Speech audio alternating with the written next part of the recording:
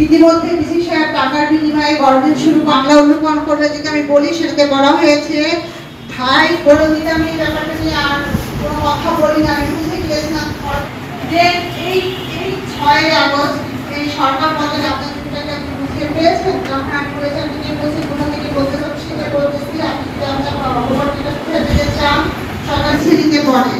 আমি সুরেন্দ্রকে আসার পর চেয়ারম্যান এবং এমপি মস্তান সবাই মিলে আমাকে অফিসের সামনে ঘেরাও করে ধরে এবং আমার হাতে যে কাগজ ছিল সে কাগজটি কেড়ে নেয়। তাৎক্ষণিকভাবে ওখানে রাজীব নামে একটা ছেলে ছিলেন, উনি আমার থেকে মনে হয় গেছিলেন, উনি আমাকে বলেন যে আপনার উপস্থিতিতে আপনি আগে থানাতে যান। দেন আমি থানাতে যাই, কিন্তু থানা আমাকে বলে একটু বসেন, তারপরে ফোন দেন, উনি আমাকে জিজ্ঞেস করেন টেস্ট করবেন বা কারখানা আপনার অভিযোগ। যখন আমি বলতে যাই তখন উনি বলেন থামেন আমি দিচ্ছি। এরপরে একটা ফোন করেন উনি, তখন আমাকে বলে যে আপনার কোনো মামলায় আমরা নিতে পারবো না।